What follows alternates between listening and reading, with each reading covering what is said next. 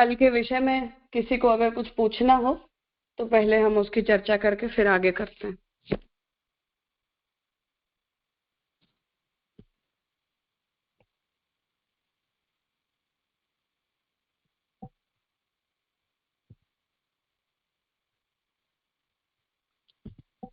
ठीक है, तो कल हमने साधनाध्याय प्रारंभ किया, जहां उपक्रम में श्री पुरुषोत्तम जी ये बात स्पष्ट कर रहे हैं कि साधनाध्याय का जो प्रयोजन है वो ब्रह्म ज्ञान, ब्रह्म विद्या के अंदर प्रविष्ट होने वाले व्यक्ति की योग्यता का विचार करना है।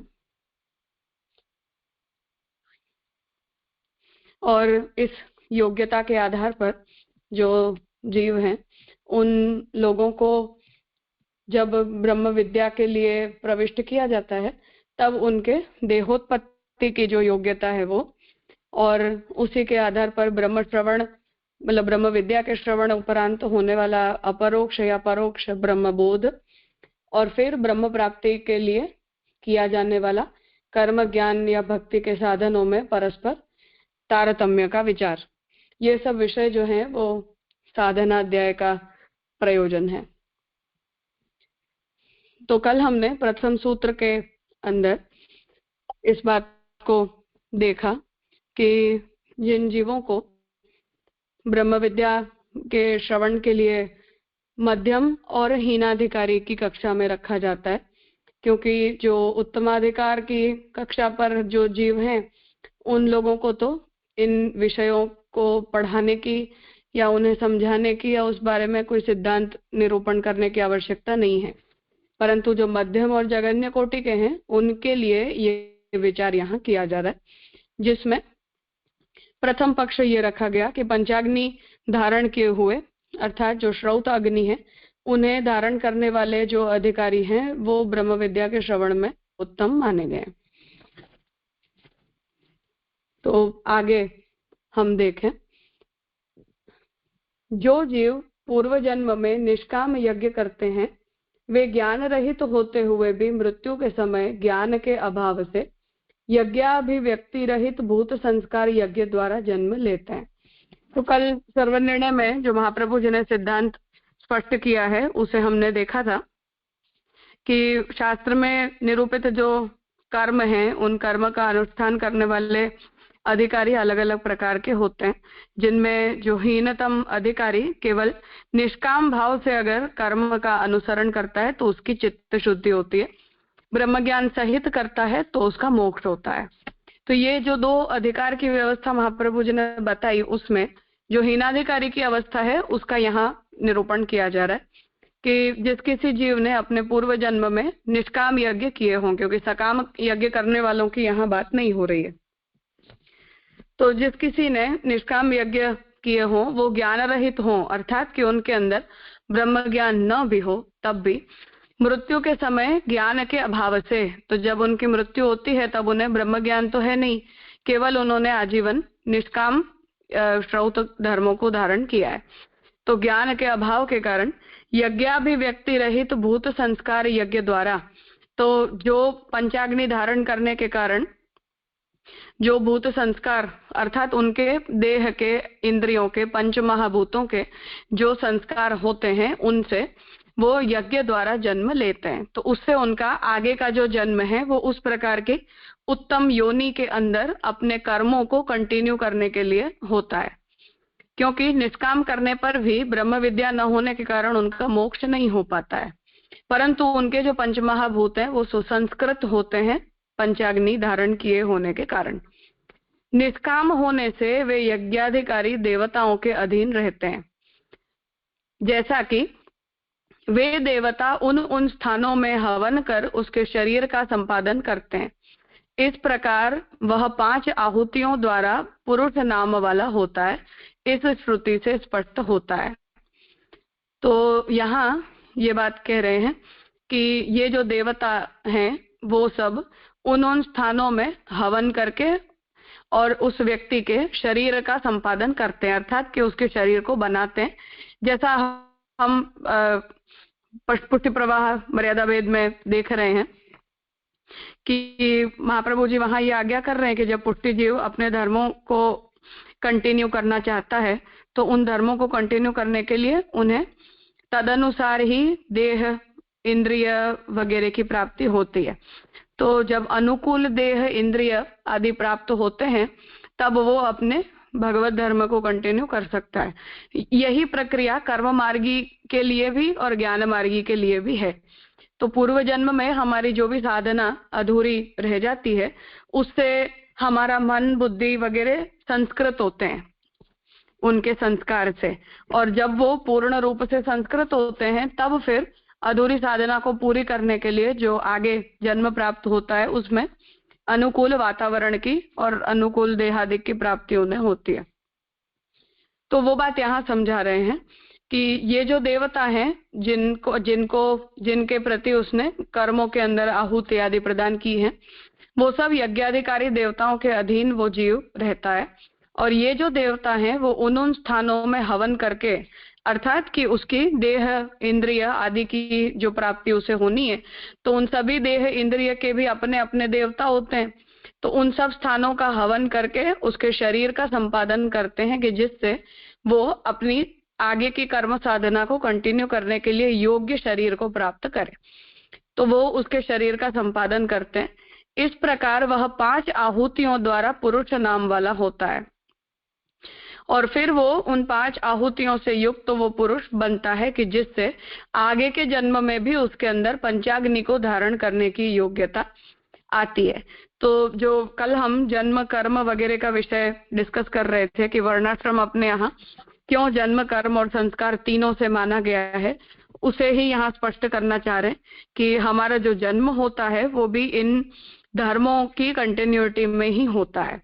इसलिए जो लोग उस प्रकार की शुद्ध परंपरा का पार्ट होते हैं उन लोगों के अंदर उन धर्मों का निर्वाह करने की निष्ठा और योग्यता शीघ्र दिखाई देती है, और जिनके अंदर वो संस्कार संस्कृत नहीं रहते हैं या उस परंपरा में यदि वो लोग नहीं आते हैं तो वो लोग उन धर्मों को इतनी जल्दी टेक ओवर नहीं कर पाते हैं। तो ये बात यहाँ समझाना चाह रहे हैं कि जो कर्म मार्गी होते हैं उन लोगों के भी देह का इस प्रकार से संपादन किया जाता है कि जिससे वो उन धर्मों का अनुसरण करने के लिए योग्य बन सकते हैं। और यही मूल प्रयोजन है कि जिसके कारण शास्त्र इस बात को स्पष्ट करता है कि पिता को यदि अग्निहोत्र की दीक्षा न हो या कुछ वर्षों तक परिवार के अंदर यदि अग्निहोत्र की परंपरा का लोप हो गया हो तो संतान को अग्निहोत्र दीक्षा के लिए योग्य नहीं माना जाता है। इसलिए वो एक अविच्छिन्न परंपरा के रूप में चलना चाहिए, क्योंकि जो पिता होते हैं उनका भी शरीर जब पंचाग्नि से संस्कृत होता है तो उनसे जन्य जो संतान है उसके अंदर भी उस पंचाग्नि को धारण करने की योग्यता आ सकती है। तो हमारा अपना शरीर यदि संस्कृत न हो तो ऐसा जो शरीर है वो जो नूतन शरीर को जन्म देता है वो सुसंस्कृत जन्म नहीं ले सकता है।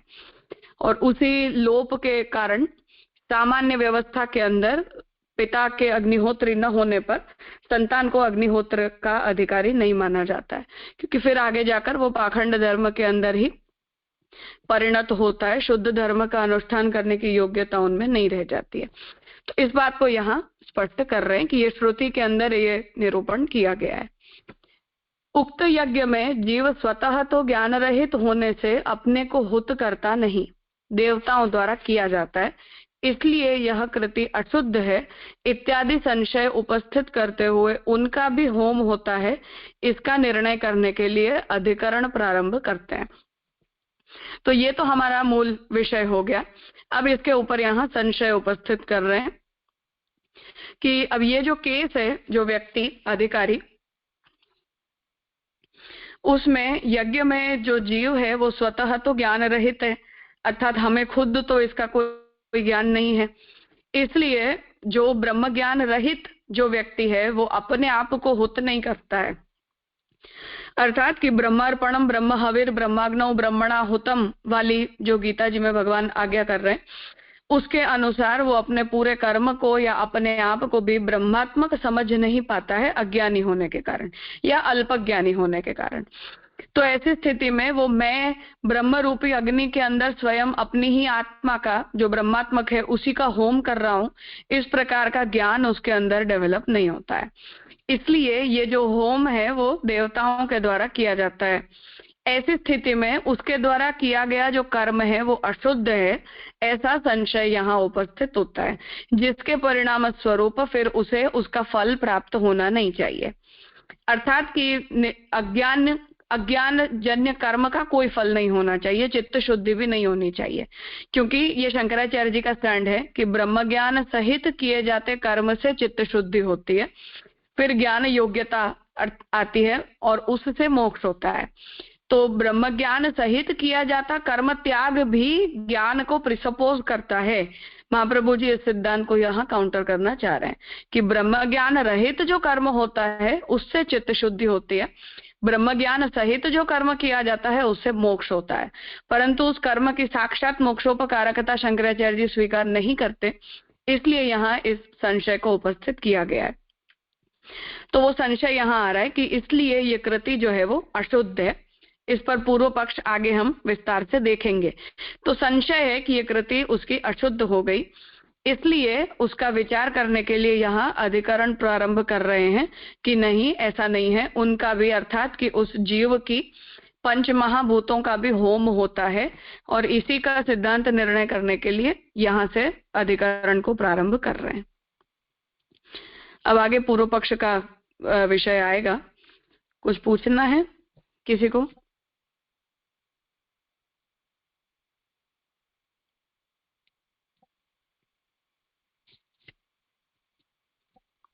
हाँ,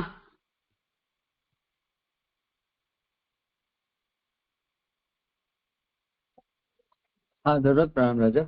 यहाँ जो ये जीव स्वतः तो ज्ञान रहित होने से अपने को हुत करता नहीं है, तो यज्ञ जैसी बात है, तो जैसे ज्ञानेच्छा कर्म के बिना, यत्न के बिना कोई कर्म तो होगा नहीं। अब ज्ञान रहित यानी कौन सा, ब्रह्म ज्ञान रहित वो तो ठीक है, बट फिर भी कुछ ना कुछ तो यज्ञ का या तो फिर शास्त्र का महात्म्य ज्ञान होगा जिससे वो प्रवृत्त हुआ है अपने आत्म कल्याण के लिए, या जो भी उनका गोल है वो। तो ऐसे ज्ञान रहित जीव स्वतः ज्ञान, ये किस तरह समझना?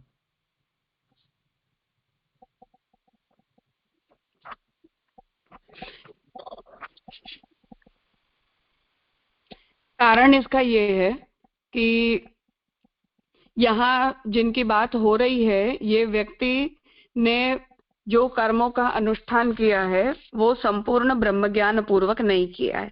ये बात सच है कि निष्काम होने के लिए भी प्रारंभिक ब्रह्म ज्ञान उसके अंदर है, ये स्पष्ट है, अन्यथा तो सकाम होता। परंतु मैं ब्रह्म रूप हूँ, ये यज्ञ भी ब्रह्मात्मक है, यहाँ उपस्थित इसमें इनवाइटेड जितने भी देवता हैं वो भी ब्रह्मात्मक हैं, और ये पूरा द्रव्य भी ब्रह्मात्मक है। इस प्रकार जो गीता जी में भगवान आज्ञा कर रहे हैं उस प्रकार का पूरा ब्रह्म ज्ञान उनके अंदर नहीं है। इसलिए ये कर्म जो है वो मुक्ति रूपी फल को जनरेट करना चाहिए, या इससे हम ब्रह्मात्मकता को प्राप्त करने चाहिए, इस प्रकार की स्पष्टता जगन्याधिकारी के अंदर नहीं है, हीनाधिकारी में नहीं है। इसीलिए सर्वनिर्णय में महाप्रभु जी स्पष्ट कर रहे हैं कि उन्हें जो है वो निष्काम कर्म करने से केवल उनकी चित्त शुद्धि होती है। तो प्रारंभिक ब्रह्म ज्ञान है सामान्य, परंतु वो पूरे कर्म को और अपने आप को भी ब्रह्मात्मक समझ पाने जितना ब्रह्म ज्ञान उनके अंदर नहीं है। जी राजा, यानी अनुभूति लेवल को ऐसा कह सके कि नहीं, वो भी नहीं, वो तो फिर वो और आगे की अवस्था हो जाएगी ना। हाँ, ऑब्वियसली उतनी योग्यता तो नहीं ही है। और दूसरी बात जो ये है कि जो जीव पूर्व जन्म में निष्काम यज्ञ करते वे ज्ञान रहित होते हुए वहां भी, अब पूर्व जन्म के जो बात है, मीन्स वो जो आपने समझा कैरी फॉरवर्ड होता है और इस तरह उसको फिर देह सुसंस्कृत होता है और फिर आगे वो साधना में बढ़ता है। तो ये पूर्व जन्म का जो भी सारे संस्कार यानी सूक्ष्म शरीर जो साथ में जाता है वही सब कैरी फॉरवर्ड होएगा 100%? हाँ, इट डिपेंड्स कि वो संस्कार उनके कितने स्ट्रांग हैं। अल्प संस्कार होते हैं तो थोड़ा बहुत आगे कंटिन्यू करना भी पड़ता है, और धर्म करेंगे और कर्म करेंगे तब जाकर फिर उनके अंदर उसकी योग्यता पूरी आएगी। पर in most of the cases अगर इन धर्मों को, क्योंकि ये पंचाग्नि को धारण करना भी अपने आप में बहुत बड़ा टास्क है, तो उतना धारण करने के लिए वो व्यक्ति प्रारंभिक रूप से योग्य है तो संस्कृत है in most of the cases, ऐसा हम मानकर चल सकते हैं।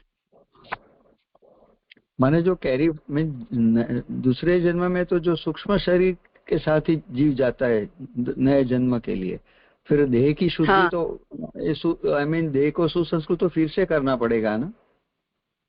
तो वहां तो नया जन्म धारण करेंगे तो पंचाग्नि धारण करने की दीक्षा तो दोबारा ही होगी ना। हाँ हाँ बराबर। तो फिर से यज्ञोपवीत होगा, फिर अग्निष्टोम की दीक्षा प्राप्त होगी, अग्निहोत्र की दीक्षा प्राप्त होगी, तो वो तो नए शरीर के लिए सब कुछ नया होगा। परंतु सूक्ष्म शरीर सुसंस्कृत होने के कारण उन इंद्रियों के अंदर वो एक्सेप्टेबिलिटी फटाफट आ जाती है, और वो पूर्व जन्म के संस्कार की स्मृति होने के कारण उन धर्मों का निर्वाह करने की योग्यता का संपादन जल्दी होता है। जी राजा, क्लियर हुआ। सर्वनिर्णय के प्रमेय प्रकरण में जो श्री महाप्रभु जी आज्ञा कर रहे हैं कि हमारी सभी इंद्रियों के अपने अपने देवता होते हैं, और वो देवता जागृत होते हैं कब? जब उनके आधिदैविक और आध्यात्मिक पर्पसेस को फुलफिल किया जाता है। तो हम जब अर्थ और धर्म, अर्थ काम मोक्ष, इनमें से जो भी पुरुषार्थ हैं उनकी फुलफिलमेंट के लिए हमारे स्थूल देह के द्वारा जो भी क्रिया करते हैं वो यदि धर्म विरुद्ध करते हैं तो वो देवता जागृत नहीं होते हैं। धर्म सहित करते हैं तो वो देवता अपने आधिदैविक रूप से जागृत होकर और उन धर्मों का संपादन करवाते हैं हमसे। तो वो जो प्रक्रिया महाप्रभु जी बता रहे हैं उसे यहाँ श्रुति वचन से बताया गया है। अच्छी तरह से अभी समझा रहे हैं। हाँ, तो जो करता है वो जब यज्ञ की दीक्षा ग्रहण करता है तो वो अपने देह के अंदर भी उन देवताओं का आवाहन करता है और उनका स्थापन भी करता है, उनकी प्रतिष्ठा भी करता है, क्योंकि कर्ता खुद भी द्रव्य है उस कर्म के अंदर और देवता भी द्रव्य है। तो जब हम उनकी अपने देह के अंदर प्रतिष्ठा कर रहे हैं तो वो प्रतिष्ठा, क्योंकि शरीर में जो स्थूल इंद्रियां हैं उनकी शक्ति तो सूक्ष्म शरीर के अंदर ही रहती है, तो वो देवता जो है वो आध्यात्मिक शक्ति के रूप में सूक्ष्म शरीर की इंद्रिय सामर्थ्य में ही जागृत होते हैं, और फिर वही जागृत देवता नए शरीर तक भी साथ जाते हैं। फिर तो केवल हमारे स्थूल शरीर से कुछ करना बाकी रहता है, बाकी देवता और हमारी वो इंद्रियां तो सुसंस्कृत ही रहती हैं। शंकराचार्य जी का जो मूल इश्यू है जो यहाँ महाप्रभु जी संशय में उपस्थित कर रहे हैं, वो समस्या क्या है कि ब्रह्म ज्ञान सहित कर्म करना और ब्रह्म ज्ञान रहित कर्म करना, ये दो कंडीशंस हैं हमारे पास। महाप्रभु जी इस मत के हैं कि ब्रह्म ज्ञान रहित वाले को चित्त शुद्धि होती है और ब्रह्म ज्ञान सहित वाले का मोक्ष होता है। अब शंकराचार्य जी ब्रह्म ज्ञान सहित भी कर्म वाले को मोक्ष नहीं मान सकते हैं, क्योंकि केवल ज्ञान से मुक्ति होती है, कर्म त्याग आवश्यक है। अब कर्म त्याग अगर आवश्यक है तो ब्रह्म ज्ञानी जब कर्म त्याग करेगा तो क्यों करेगा, ये पहला सवाल है। तो महाप्रभु जी ने इसलिए सर्वनिर्णय प्रकरण में राजा जनक का उदाहरण दिया है शंकराचार्य जी को ही काउंटर करने के लिए, कि ब्रह्मज्ञानियों में राजा जनक की गिनती होती है, जड़ भरत की गिनती होती है, पर इन सब लोगों ने अपने अपने धर्मों का त्याग नहीं किया है। राजा जनक तो पूरा राज्य संभालते थे विदेह होने पर भी, तो राजर्षि थे वो। तो जब ऐसे लोग कर्म के अंदर हैं तो हम उन्हें नेसेसरीली ये नहीं कह सकते कि कर्म करने वाला हर व्यक्ति अध्यासग्रस्त होता है। और शंकराचार्य जी की रीजनिंग ये है कि कर्म अध्यासग्रस्त बुद्धि से ही किया जाता है, इसलिए उससे कभी भी मोक्ष हो ही नहीं सकता है। इसलिए ज्ञान सिद्धि के लिए चित्त शुद्धि कर्म से की जाए और फिर कर्म त्याग करके ज्ञान से मोक्ष होगा, ये व्यवस्था है। और उसके पीछे का मूल कारण यही है क्योंकि उनके वहां पूरा जो देह संघात है वो मिथ्या है। बहुत सुंदर तरह समझाए राजा। अच्छा तो मजा आया। देह संघात अगर सत्य है तो हम ये मानेंगे कि हमारे देह संघात में भी ब्रह्म की कारणता है, उपादान कारणता है। और उपादान कारणता होने के कारण जब कर्ता खुद अपने आप को ब्रह्मात्मक जानकर कर्म के अंदर इन्वॉल्व होता है, द्रव्य को भी कर्मात्मक जानता है, अग्नि को भी ब्रह्मात्मक जानता है, तो वो सब कुछ ब्रह्म ब्रह्म है, वहां अब्रह्मात्मक कुछ भी नहीं है।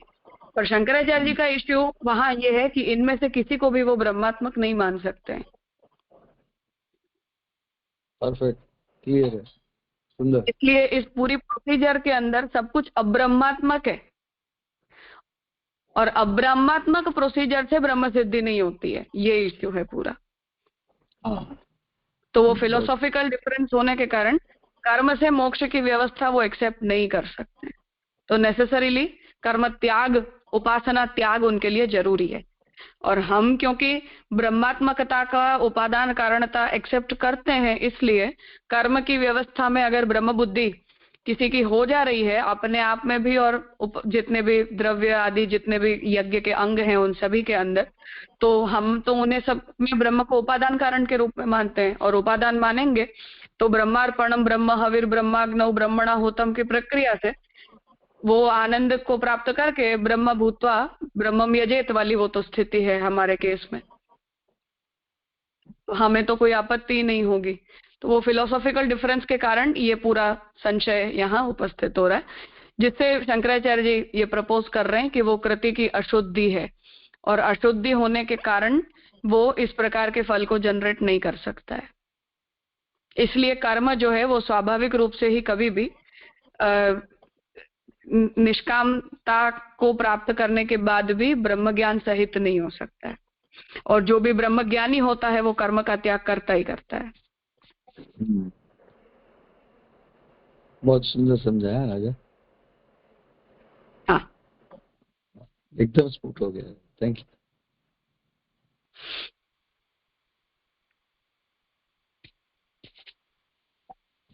हाँ नीलेश भाई। जी, दंडवत प्रणाम।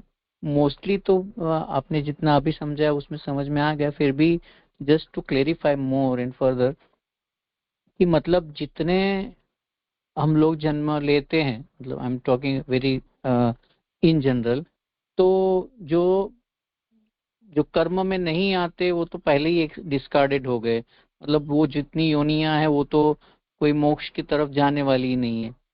सकाम होते हैं उसको भी कोई प्रकार का, जब तक निष्काम नहीं होते तब तक वापस ये मतलब यहाँ पे लिखा जैसे आवागमन, और जैसे मैंने थोड़ा बहुत छांदोग्य उपनिषद पढ़ा था, यहाँ पे आप यहाँ जो लिखा था पंच कुछ है विद्या वैसे से, तो सकाम वाले भी एक्सक्लूड हो जाते हैं, निष्काम वाले भी एक्सक्लूड हो जाएंगे अगर उसके अंदर ब्रह्म भाव नहीं है। और ब्रह्म भाव प्राप्त हो गया, निष्काम हो गया, तो वो मोक्ष की ओर बढ़ जाता है जब तक उसका जो का कर्म बचा नहीं तब तक। तो ये जितनी बातें हैं वो आपने कहा कि ये हिनाधिकारी है, तो हिनाधिकारी में निष्काम प्लस ब्रह्म ज्ञान का अभाव, ये इतनी बात है ना? हाँ, ओके, तो फिर मध्यम कौन हुआ जीजे? ब्रह्मज्ञानी। ओके, ब्रह्मज्ञानी प्लस निष्काम यज्ञ जिसने किया है वो, राइट? हाँ हाँ हाँ, मतलब तो कि जिसे परोक्ष ब्रह्म बोध है वो, अपरोक्ष नहीं, साक्षात्कार वाला नहीं, साक्षात्कार वाला उत्तम है।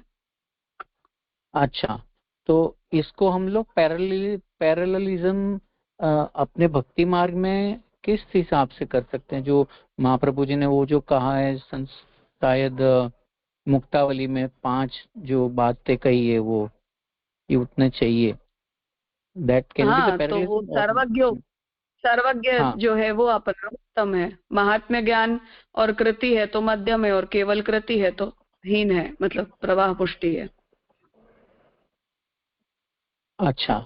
और अभी हम लोग जो मतलब ये जो स्टडी कर रहे हैं उससे भक्ति मार्गीय पैरेललिज्म ले सकते हैं या इसका उससे कुछ लेन देन नहीं है, ऐसे कुछ इंटरप्रिटेशन कुछ हो लेन सकता है? देन नहीं, कुछ लेन देन नहीं।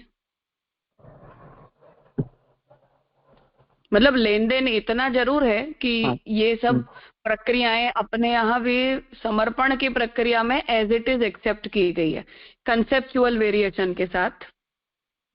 कंसेप्चुअल डिफरेंस है हमारे बीच, पर ओवरऑल प्रोसीजर अपने यहाँ भी यही होती है। अपने यहाँ भी संस्कार होता है हमारे पंच महाभूतों का, वही देवताओं तक भी जाता है, वही आगे के जन्म में भी सेवा करने वाले समर्पित जीव के लिए भी कंटिन्यू होता है।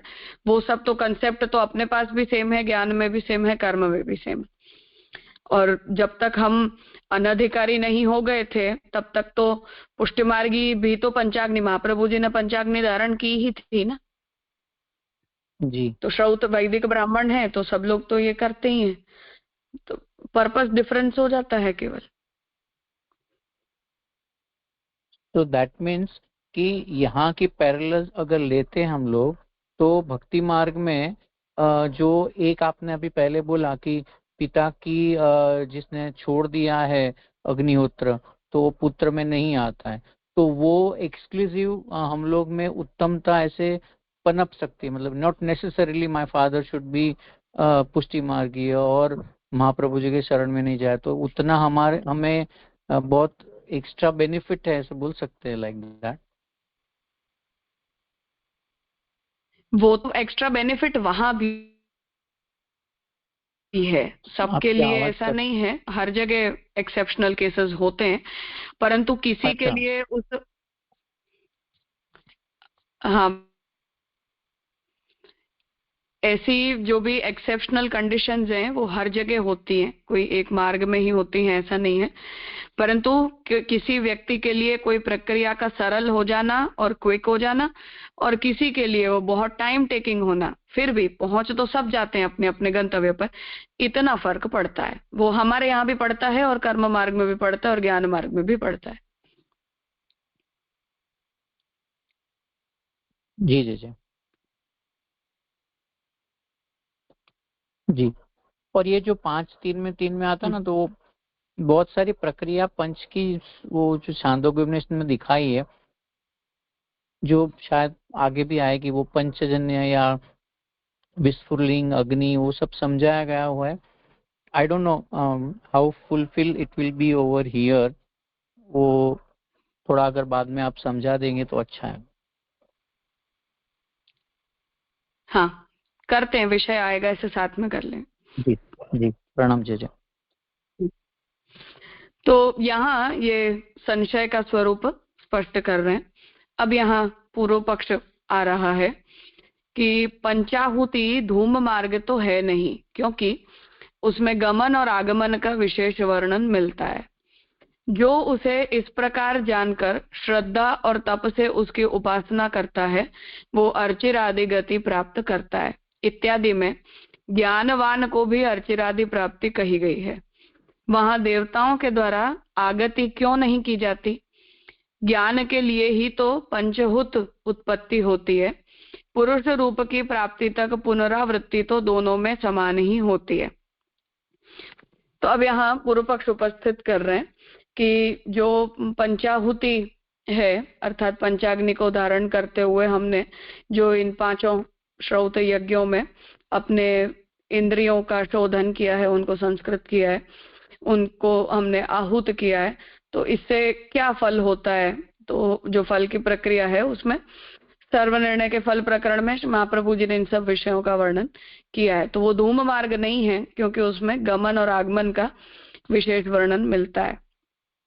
इस विषय में प्रमाण दे रहे हैं कि जो उसे इस प्रकार जानकर श्रद्धा और तप से उसकी उपासना करता है अर्थात ब्रह्म की उपासना करता है, वो अर्चिरादि गति को प्राप्त करता है। अर्थात कि उसे उसके फल के रूप में कुछ कुछ लोकों की प्राप्ति होती है। तो यहाँ ज्ञानवान को भी अर्चिरादि प्राप्ति कही गई है, जिसके लिए महाप्रभु जी स्पष्ट कर रहे हैं कि कर्म मार्गी को ज्ञान मार्गी की जो है वो सद्यो मुक्ति कम होती है, क्रम मुक्ति होती है। तो ज्ञान मार्गी ने भी संन्यास आदि ग्रहण करके जितना तप वैराग्य आदि लिया है उसके कारण उसे जिन जिन फलों का भोग करने की आकांक्षा उसके मन में रह गई हो, उन सभी फलों का भोग करवाने के लिए उन्हें उन लोकों के अंदर भेजा जाता है और फिर वहां से वो मुक्ति प्राप्त कर जाते हैं। तो उससे यहाँ कह रहे हैं कि यहाँ ज्ञानवान की भी अर्चिरादि प्राप्ति कही गई है। तो वहां देवताओं के द्वारा आगति उनकी क्यों नहीं होती है, अर्थात कि उन्हें क्यों पुनः लाया नहीं जाता है? क्योंकि ज्ञान के लिए ही तो पंचभूत उत्पत्ति होती है, अर्थात कि निष्काम कर्म वाले को मोक्ष क्यों नहीं हुआ? क्योंकि वो ब्रह्म ज्ञान से रहित है। तो उसे नया शरीर तो मिल ही केवल इसलिए रहा है क्योंकि अब उसे ज्ञान की साधना करनी है। शंकराचार्य जी अपना पॉइंट प्रेजेंट कर रहे हैं कि अब उसे नया जन्म कर्म करने के लिए नहीं मिल रहा है। कर्म से अगर कुछ होता तो उसी जन्म में हो जाना चाहिए था, नहीं हो रहा है उसका मोक्ष और उसे नया देह लेना पड़ रहा है। क्यों? क्योंकि ज्ञान सिद्धि बाकी है अभी। तो उसे कह रहे हैं कि ज्ञान के लिए ही पंचभूत उत्पत्ति होती है और पुरुष रूप की प्राप्ति तक पुनरावृत्ति तो दोनों में समान ही है। अर्थात कि ज्ञान मार्ग के अंदर भी ज्ञान की साधना भी बहुत लंबी चलती है। एक जन्म के अंदर किसी को सद्यो मुक्ति या क्रम मुक्ति की भी योग्यता उसके अंदर आती नहीं है, तो एक ही जन्म के अंदर उसका सीधा मोक्ष हो नहीं जाता है। तो जब तक उसे वो फल प्राप्त नहीं हो जाता है तब तक उसकी पुनरावृत्ति तो चलती रहती है। ऐसा ही कर्म मार्गी के साथ भी होता है। धूम मार्ग का वर्णन निष्काम कर्म वाले के लिए भी हो सकता है।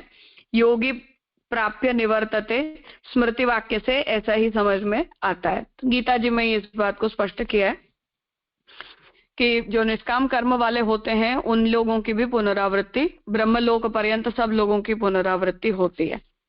धूमादि लोक भोगार्थक भी ही हैं। तो ये सब जो लोक हैं वो केवल भोग सिद्धि के लिए है। जिन जिन फलों की हमारी आकांक्षा है वो सब वहां भोग करके और फिर हम लौट के आ जाते हैं। पंचाग्नि आहुति से ही उनकी निष्पत्ति होती है और ये सब फल भी पंचाग्नि धारण करने वाले व्यक्ति को ही प्राप्त होते हैं अपनी अर्थ सिद्धि और काम सिद्धि के लिए।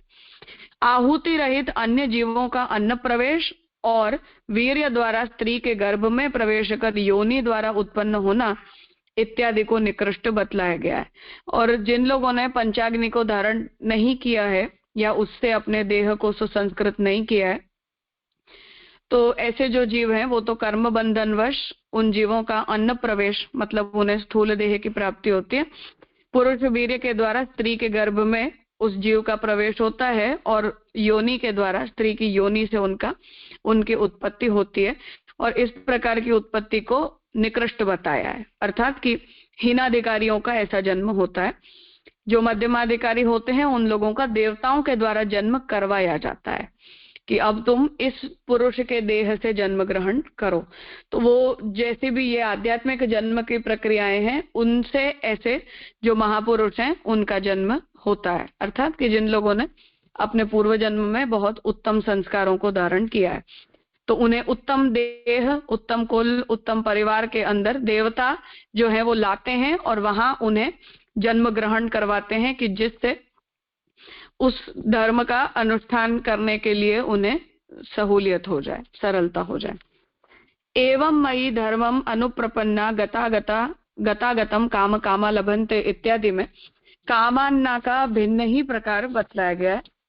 तो गीता जी का प्रमाण वचन यहाँ दे रहे हैं कि गीता जी में भी भगवान ये बात कह रहे हैं कि जो लोग भगवान के धर्म में प्रपन्न नहीं होते हैं वो लोग जाते हैं और आते हैं और काम कामाल बनते, जैसी जैसी उनकी कामनाएं होती हैं ऐसे ऐसे लोगों को वो लोग प्राप्त करते रहते हैं। तो इससे तो यही समझ में आता है कि योग्य शरीर की प्राप्ति के लिए जीव स्वयं ही भूत सहित गमन करता है।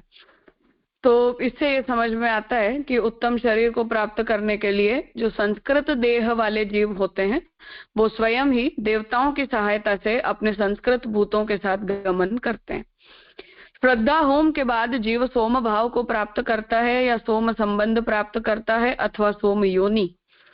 इस संशय पर श्रौत अर्थ को तो श्रौत न्याय से ही निर्णय करना उचित है। उसमें तो उपाहुति प्राप्त रूप को गौण कहा गया है। तो श्रद्धा होम के बाद अर्थात कि पंचाग्नि का जो कर्म है वो सोम यज्ञ से संपन्न होता है। तो जो सोम यज्ञ की प्रक्रिया है तो नित्य अग्निहोत्र आदि करो, फिर 15 दिन के बाद दर्श पूर्णमास का अनुष्ठान किया जाए, उसके बाद फिर सब माह में, 1 माह में या 6 मास के अंदर जो है वो पशु याग का अनुष्ठान किया जाए, और फिर वार्षिक कर्म के रूप में जो है वो सोम यज्ञ का अनुष्ठान किया जाए। ये प्रक्रिया है। तो इस प्रक्रिया के अंदर मतलब 4 महीना में चतुर्मास और वार्षिक अनुष्ठान के रूप में सोम, ऐसे सोम यज्ञ का वार्षिक अनुष्ठान संपन्न होने के बाद फिर नए साल में पुनः वो कर्म जो है वो क्रमशः कंटिन्यू होते रहते हैं। तो ये जो प्रक्रिया है उसके अंदर जो जीव है जिसने आजीवन इस प्रकार श्रौताग्नि को धारण किया है, वो सोम भाव को प्राप्त करता है, या उसका सोम के साथ संबंध होता है, या वो सोम योनि को धारण करता है। ये जब संशय श्रुति में ही कर्म की व्यवस्था में उत्पन्न किया गया है, तब श्रुति ही इस विषय का निर्णय करती है। तो उसमें उपाहुति प्राप्त रूप को गौण कहा गया है। शुद्ध संस्कृत भूतों को जल में स्थापन करना असंभव है, अतः शरीर वियोग के समय तभी तक देवताओं के साहचर्य का विलंब रहता है जब तक कारण का अभाव नहीं हो जाता। कारण के अभाव होने से वे देवता श्रद्धारूप जल की ही आहुति देते हैं। इससे निश्चय होता है कि जीव सोम आदि रूपों से संश्लिष्ट होकर नहीं जाता। तो यहाँ पूर्व पक्षी इस बात को कह रहा है कि ऐसा जो जीव है जिसने इन पंचाग्नियों को धारण किया है वो धूम मार्ग से जाता है, अर्थात कि जो यज्ञ है उसके माध्यम से जो देवताओं को उसने पुष्ट किया है, वो देवता ही उस जीव को उसकी योनि तक या उसके लोकों तक साथ लेकर जाते हैं। तो जो ऐसे शुद्ध संस्कृत भूत होते हैं उनका जल में स्थापन करना संभव नहीं है। इसलिए ऐसे जो जीव हैं वो शरीर वियोग के समय तब तक ही केवल देवताओं के साहचर्य से, अर्थात कि जब हमारी मृत्यु होती है तो हमारे स्थूल शरीर का नाश हो जाता है। अब वो स्थूल शरीर का नाश होने से लेकर सूक्ष्म शरीर हमारी इंद्रियों को, हमारी आत्मा को लेकर निकले, उतने दिन की जो श्राद्ध आदि की जितनी प्रक्रिया है, तब तक देवता उस शरीर के संसर्ग से दूर हो जाते हैं, क्योंकि अभी तक वो जीव जो है वो संस्कृत नहीं हुआ है। जब उसके स्थूल देह का संस्कार संपन्न हो जाता है तब उन देवताओं का जो साहचर्य है वो पुनः सूक्ष्म शरीर को प्राप्त होता है, और फिर जो देवता हैं वो उसके सूक्ष्म शरीर को ले जाकर और उसकी आगे की गति का निर्धारण करते हैं। तो उसे यहाँ समझा रहे हैं कि तब तक देवताओं के साहचर्य का विलंब रहता है जब तक कारण का अभाव नहीं हो जाता, अर्थात कि जब तक वो शरीर जो है वो उससे निवृत्त नहीं हो जाता। और जब कारण का अभाव हो जाता है तब देवता जो है वो श्रद्धारूप जल की ही आहुति देते हैं और फिर उसे धूम मार्ग अर्चिरादि मार्ग से अपने अपनी गति में ले जाते हैं। तो इससे ये निश्चय होता है कि जो जीव है वो सोम आदि रूपों से संश्लिष्ट होकर नहीं जाता है, परंतु केवल सूक्ष्म शरीर जो है उसी के ऊपर इन देवताओं का जोर चलता है, और वो देवता उसकी गति का निर्धारण करने के लिए उसके सूक्ष्म शरीर का उपयोग करते हैं। ये यहाँ शंकराचार्य जी जो ये गति आगति की प्रक्रिया है उसके विषय में कहना चाह रहे हैं। कुछ पूछना है? दीदी इसका मतलब टोटल 3 मार्ग हो गए ना, सद्यो मुक्ति, ये धूम की और अर्चिरादि, ऐसे 3 हो गए, ऐसे हो सकता है ना?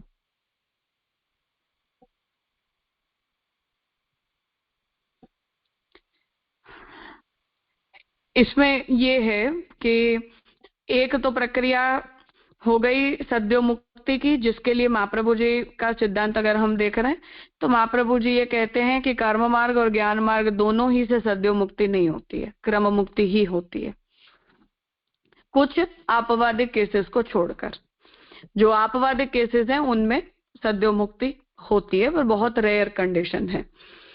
तो most of the time in दोनों प्रक्रियाओं से केवल क्रम मुक्ति होती है, और ये क्रम मुक्ति धूम मार्ग अर्चिरादि मार्ग जिस किसी प्रक्रिया से उसके संस्कार, उसके कर्म, उसकी भावना और उसके धर्म की इंटेंसिटी के ऊपर निर्भर करता है।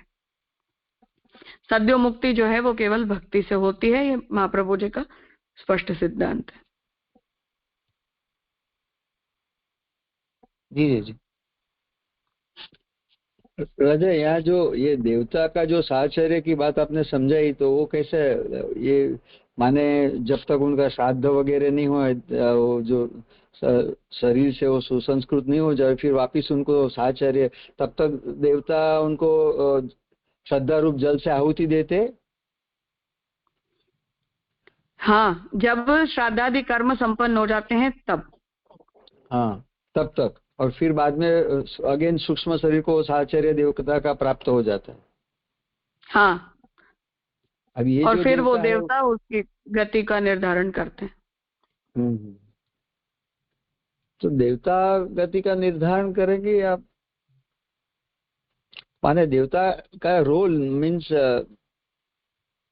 वो रोल ही रहेगा ना, बाकी जो गति है तो in the sense it is a type of, भले जो भी फल हो, टोटल फल नहीं हो, पार्शियल फल हो, जो भी हो, जो गति के रूप से जीव को मिलती है, तो देवता उनको carry, I mean take over करेंगे, ले जाएंगे। पर फल जो भी उनकी गति का जो निर्णय, तो जैसे फलमत उपपत्ति से ठाकुर जी के द्वारा ही दिया जाएगा ना, प्रभु के द्वारा। निर्धारण का अर्थ ये है कि भगवान ने तो शास्त्र से ये व्यवस्था बना दी, और व्यवस्था बना देने पर ठाकुर जी का काम तो पूरा हो गया। अब तो जो शास्त्र की व्यवस्था है उसे एग्जीक्यूट करने का काम देवता करते हैं, और वो एग्जीक्यूशन ही इन सब स्थितियों में होता है। निर्धारण का मतलब एग्जीक्यूट करना। हाँ जी। फिर ये देवता जो रहेंगे वो व्यष्टि के संदर्भ में नहीं, वो तो जो समष्टि जो सिस्टम के जैसे ठाकुर जी ने व्यवस्था कर दी, वो उसके हिसाब से ही होंगे ना, वो सब जो इंद्रिय के जो देवता है। हाँ बिल्कुल। जी। तो देवता में भी काफी इतना सामर्थ्य है, माने इतने करोड़ों अबजों लोगों जो है, तो वो भी सामर्थ्य ठाकुर जी ने उनको इतना दिया है, यानी सबके सभी जीवों को जो क्या गति करना, किस तरह से आचार्य से उनका रक्षण या करना वो। हाँ बिल्कुल, ये सब सृष्टि की पोषण व्यवस्था के अंतर्गत ही भगवान करवाते हैं। जी राजा। हाँ जी राजा। तो उन देवताओं को उनका रोल दे दिया जाता है, उनके डिपार्टमेंट्स दे दिए जाते हैं, शास्त्र से उसकी व्यवस्था हो जाती है, और फिर जब तक ठाकुर जी को इंटरफेयर करने की आवश्यकता प्रतीत नहीं होती है, तब तक वो देवता और मनुष्य एक दूसरे को पोषित करते हुए चलते रहते हैं। वो यज्ञ सृष्टि की प्रक्रिया ही ये है पूरी। सही बात है। सृष्टि जैसे आप बताते हमेशा कि यज्ञ ही है, जे भी समझा है कि सृष्टि यज्ञ और रास हाँ, है। तो वो देवता और मनुष्यों के साहचर्य से ही एक दूसरे पुष्ट होते और एक दूसरे की मदद करते रहते हैं काम। तो फिर उसके अंदर कोई रोल नहीं है करने के लिए।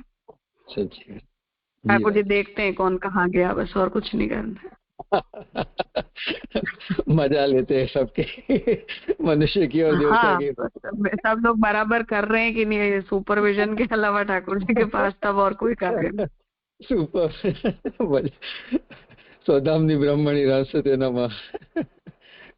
हाँ, तो वो तो रमण के लिए बनाया है, तो फिर ठाकुर जी सब कुछ करेंगे तो फिर एंजॉय करने की फुर्सत ही नहीं बचती है ना। सच्ची बात है। शांति से केवल देखो तो ही आनंद ले सकते। मजा आ गया। हाँ नीलेश भाई, कल का आपका आज से शुरू हो गया भक्ति एक रस से। हाँ जी जी। मेरा प्रश्न ये से था कि तो ये प्रक्रिया तो पूरे जो यज्ञ का या निष्काम कर्म वाले हैं उसकी है, और व्हाट अबाउट भक्ति मार्ग, ये उनको भी ऐसे देवता वगैरह का ही ये ऐसे ले जाते हैं, ये करते हैं कि उनको कैसे होता है? तो जब तक हमारी भक्ति फलित नहीं हो जाती है तब तक तो हमारी भी व्यवस्था ऐसे ही चलेगी। इतना जरूर होगा कि हमारी इंद्रियां और उन इंद्रियों के जो देवता हैं वो यदि सेवा और भक्ति के संस्कार से सुसंस्कृत होते हैं तो उनकी ऐसी गति होती है जो पुष्टि प्रवाह मर्यादा भेद में महाप्रभु जी बता रहे हैं। अनुकूल देह, अनुकूल वैष्णव परिवार वगैरह को प्राप्त करना, अगर वो संस्कार हमारे अपने ऐसे स्ट्रांग नहीं है तब तो फिर हमारी जो शास्त्र की दृष्टि से जैसी गति होनी चाहिए ऐसी होती रहती है।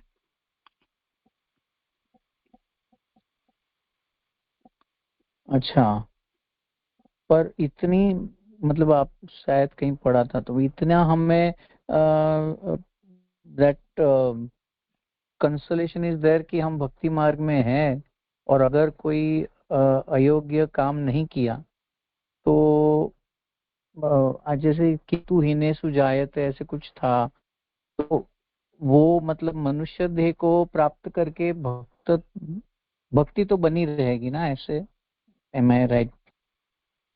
हाँ, अगर कोई हम मेजर अधर्माचरण हमसे नहीं हो जाता है तब भक्ति मार्ग से भगवान किसी को च्युत नहीं करते हैं, मतलब किसी को हटा नहीं देते हैं।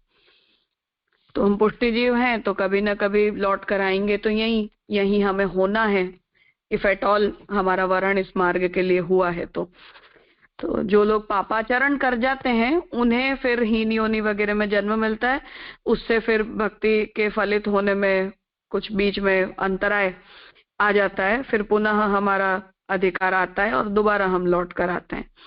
तो वो बीच में एक लंबा गैप हो सकता है अधर्माचरण के कारण, अन्यथा ऐसी कुछ ज्यादा समस्या नहीं आती है। पर वो भक्ति के संस्कार अगर हमारे ज्यादा स्ट्रांग नहीं होते हैं, फिर आगे का जो जन्म है उसमें हमारी इंद्रियां उसके लिए तैयार नहीं है, इसलिए उन इंद्रियों को ट्रेन करने की जो पूरी प्रैक्टिस है वो आगे के जन्म में दोबारा से शुरू होती है। और फिर ऐसी स्थिति में अनुकूल घर परिवार का मिलना करना ये सब भी आवश्यक नहीं है, अगर हमारे पूर्व जन्म के संस्कार उतने दृढ़ नहीं है तो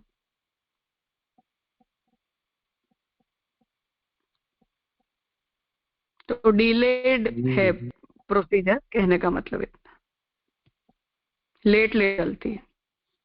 okay, so we should not have that laid back attitude conscious about everything. हाँ, मतलब हाँ, ऑब्वियसली हम क्यों ऐसा चाहेंगे कि बीच में इतना लंबा गैप हमें फेस करना पड़े।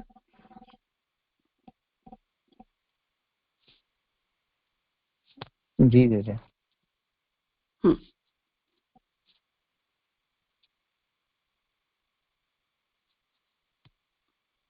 हाँ गौरी। हाँ, प्रणाम राजा। राजा, અહીંયા અર્ચિરાદી ગતિ જે છે ને એ અર્ચિરાદી ગતિ એટલે શું?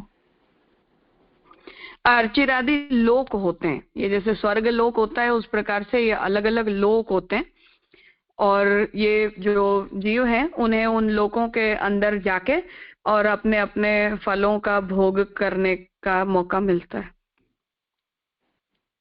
ओके।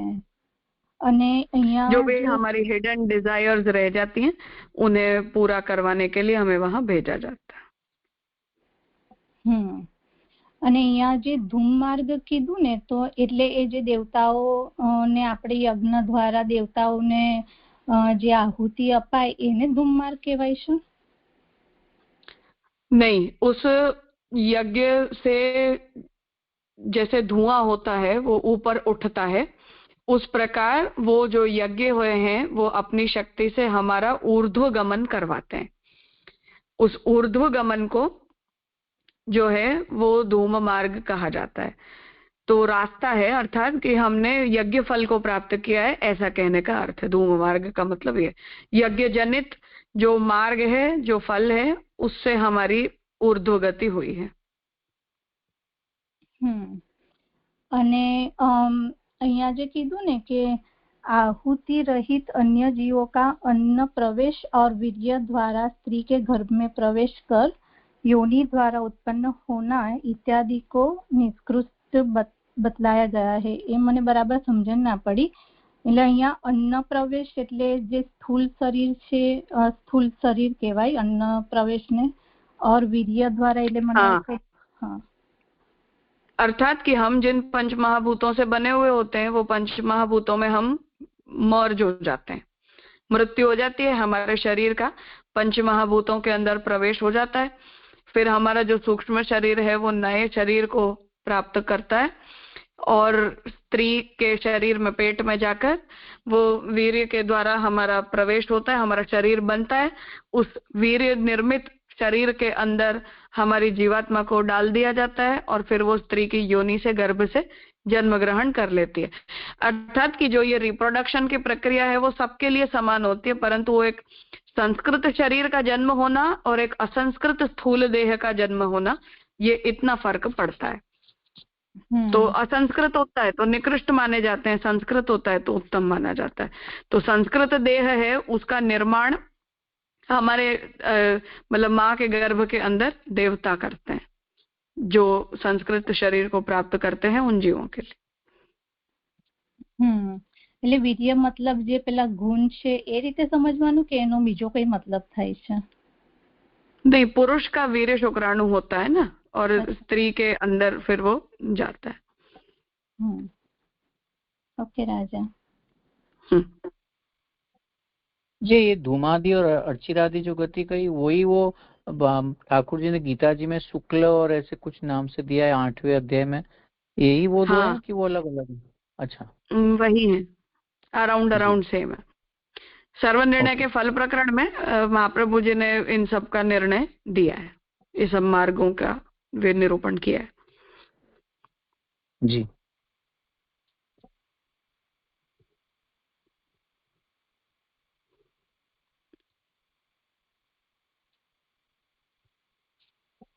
गांधी 5253, कहिए, आप कुछ पूछना चाह रहे हैं?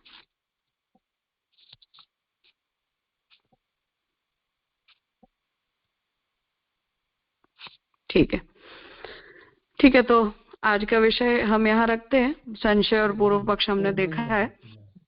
कल इस विषय में सिद्धांत निरूपण महाप्रभु जी करेंगे। कल हम आगे करते हैं। प्रणाम जी। आप लोग चाहें तो एक बार सर्वनिर्णय के प्रमाण प्रकरण में केवल जो श्रुति प्रकरण है उसे देख लीजिए, केवल एक रिवीजन सरसरी नजर से। टेक्निकली एक्चुअली शास्त्र सर्वनिर्णय प्रकरण का प्रमाण प्रकरण, साधन प्रकरण और फल प्रकरण तीनों देख लेने चाहिए, चाहे नेक्स्ट सेशन तक या उसके भी आगे। पर एक बार अगर श्लोक मूल भी अगर आप लोग ऊपर से देख लेंगे तो ये विषय थोड़ा सा जिन लोगों ने निबंध पढ़ा है उनके लिए रिवाइज हो जाएगा। पूरा साधन और फल प्रकरण यही चलेंगे, अलग अलग साधन, अलग अलग मार्ग और अलग अलग फल। तो सर्वनिर्णय का साधन प्रकरण और फल प्रकरण देखा हुआ होगा तो थोड़ा विषय सिद्धांत स्पष्ट हो जाएंगे। फिर केवल जो आर्ग्यूमेंट्स हैं उन्हें ही समझने का बाकी रहेगा। तो आप लोग अपने अनुकूलता से सर्वनिर्णय का विषय जो है वो एक बार देख लीजिएगा। आज यहाँ रखते हैं।